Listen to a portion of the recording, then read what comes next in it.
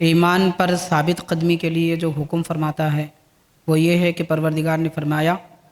یا ایھا الذین آمنوا آمینوا باللہ و رسولہ، سورہ نساء آیت نمبر 126۔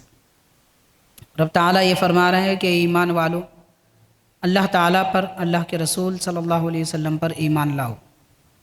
ایمان والوں کو حکم دیا جا رہا ہے کہ ایمان لاؤ۔ یہ حکم جب ہم سنتے ہیں تو تھوڑا سا تعجب ہوتا ہے، اس لیے کہ کافروں سے کہا جاتا ہے کہ ایمان لاؤ، مشرکوں سے کہا جاتا ہے کہ ایمان لاؤ۔ جو نمازی ہے اسے نماز پڑھنے کا حکم نہیں دیا جاتا، نمازی سے نہیں کہا جاتا کہ نماز پڑھو، جاگنے والے سے نہیں کہا جاتا کہ جاگو، بلکہ سونے والے سے کہا جاتا ہے کہ تم جاگو۔ پھر ایمان والوں سے کیوں کہا جا رہا ہے کہ تم ایمان لاؤ؟ اس آیت پاک کے 2-3 معنی اکابر اور بزرگوں نے بیان فرمائے ہیں۔ ان میں سے ایک اس کا مطلب اور مفہوم بتایا جاتا ہے کہ اللہ تبارک و تعالیٰ ایمان والوں میں ان لوگوں سے مخاطب ہو کے فرما رہا ہے کہ جو ایمان میں ثابت قدم نہیں ہیں۔ ان سے فرما رہا ہے کہ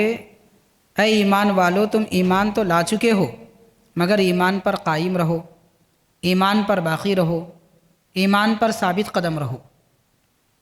گویا کہ یہ کامل ایمان والوں کو حکم دیا جا رہا ہے کہ تم ایمان پر ثابت قدم رہو۔ اور دوسرا معنی اس کا یہ ہے کہ جو ایمان لا چکے ہیں مگر ایمان میں کامل نہیں ہے، ناقص الایمان ہے، جن کے ایمان میں وہ روشنی، وہ جیلا، وہ لذت نہیں ہے جو ہونی چاہیے، ان سے کہا جا رہا ہے کہ تم کلمہ پڑھ کے ایمان تو لا چکے ہو مگر مزید اعمال انجام دے کر اور احکام ایمان کی تصدیق کر کے، انہیں سچا مان کر اور ان پر یقین کر کے ثابت قدم رہو، کامل الایمان بنو۔ تو ناقص ایمان والوں سے کہا جا رہا ہے کہ کامل ایمان والے بنو۔ حاضرین کرام، اسی طرح یہ حکم ان لوگوں کے لیے بھی ہے جو کلمہ پڑھتے ہیں، مومن ہیں، نیک اعمال بھی انجام دیتے ہیں، لیکن ساتھ ہی ساتھ غیروں کے طریقے سے محبت رکھتے ہیں، بے دینوں کے اعمال ان کو پسند ہیں، ان کے طور طریقوں سے محبت کرتے ہیں، غیروں کی مشابہت کرتے ہیں، ان کے مذہبی یا غیر مذہبی تہواروں میں شرکت کرتے ہیں، یا پھر ان کے اعمال کو اور ان کے فیشن کو اپنی زندگی کا ایک مقصد بنا لیتے ہیں، اور ان کے کام غیروں کی متابعت کر کے، غیروں کی مشابہت اختیار کر کے، بے دینوں کا طریقہ اپنی زندگی میں جاری کر کے نعوذ باللہ خوشی محسوس کرتے ہیں۔ ایسے لوگوں سے کہا جا رہا ہے کہ تم کلمہ پڑھ کے تو ایمان لا چکے ہو مگر ابھی تمہارا دل مومن نہیں ہوا، تمہارے اعضاء تو جھک چکے ہیں مگر تمہارا دل نہیں جھکا، تمہیں اللہ تعالیٰ کے احکام پر، رسول کریم صلی اللہ علیہ وسلم کے فرامین پر وہ یقین نہیں ہے جو ایک کامل ایمان والے کو ہونا چاہیے تھا، اور تمہیں دین کے اعمال اور احکام سے وہ لذت نہیں مل رہی ہے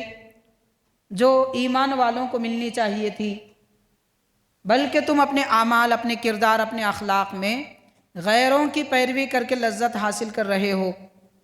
یہ ایسا ہی ہے جیسا کہ اللہ تبارک و تعالیٰ نے مرغی کے لیے دانہ چگنے کے لیے زمین میں بہترین غذائیں، دانے، کیڑے وغیرہ رکھے ہیں، مگر وہ مرغی اگر نجاست میں چونچ مارے اور نجاست غلاظت کو کھا لے تو پھر وہ کتنی گندی ہوگی۔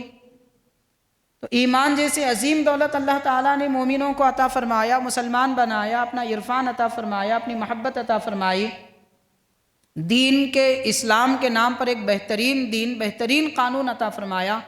جس میں زندگی گزارنے کا سلیقہ بھی ہے، معیشت کی تعلیم بھی ہے، معاش کی بہتری کے طریقے بھی بتائے گئے ہیں، اور کمائی و کاروبار کے طریقے بھی بتائے گئے ہیں، دل کے سکون کے، راحت پانے کی عبادتیں اور راستے بھی بتائے گئے ہیں۔ سب کچھ ہونے کے بعد گندگیوں میں کیوں یہ لوگ اپنا منہ ڈالتے ہیں؟ تو ایسے لوگوں سے اللہ تعالیٰ فرما رہے ایمان والو، ایمان لاؤ، یعنی جو ایمان لا چکے ہیں ان پر لازم ہے کہ وہ حقیقت میں ایمان لائیں اور ایمان اسلام کے احکام میں لذت محسوس کریں، غیروں کے طریقے پر نہ چلے، بے دینوں کی مشابہت اختیار نہ کریں۔ یہ حکم اس آیت پاک میں دیا جا رہا ہے۔ دوسری آیت پاک اللہ تبارک و تعالیٰ نے ارشاد فرمائی، وہ سورہ بقرہ کی آیت ہے، آیت نمبر 218۔ اللہ تعالیٰ فرماتا ہے، یا ایھا الذین آمنوا ادخلوا فی السلم کافہ، کہ ایمان والو اسلام میں پورے طور پر داخل ہو جاؤ۔ ایسا نہ ہو کہ اسلام کی چند باتیں پسند ہیں تو یہودیت کی چند باتیں، مسلمان ہونا تو پسند ہے مگر ساتھ میں عیسائیوں سے محبت، ان کے طور طریقے سے محبت، اور ان کے جو طریقے ان کے مذہبی طریقے ہوں یا قومی طریقے ہوں اس کو اختیار کرنا۔ ایسے طریقے نہ اختیار کرو بلکہ کامل مومن ہو جاؤ، پورے طور پر اسلام میں داخل ہو جاؤ۔ ان دو آیت کریمہ میں اللہ تعالیٰ نے ایمان والوں کو جھنجھوڑا ہے اور پورے طور پر مسلمان بننے، مومن بننے کی تاکید فرمائی ہے، حکم فرمایا ہے۔